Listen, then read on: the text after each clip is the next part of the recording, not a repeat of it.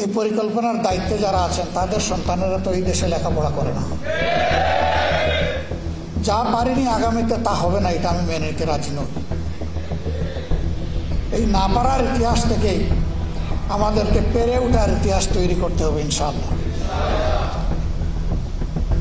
আমাদের গুড়ায় গলদ, আমাদের শিক্ষা ব্যবস্থা না নৈতিক না বৈষয়িক কোনো মানের ধারে কাছেও নেই।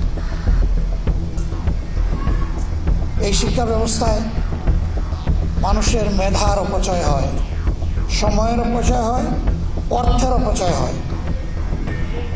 এই সময়, এই অর্থ, এই মেধা বিনিয়োগ করে প্রিয় দেশ আরও উন্নত দক্ষ সোনার মানুষ তৈরি করতে পারত, কিন্তু সে পরিকল্পনাটাও নাই। আর থাকবে কেন ভাই?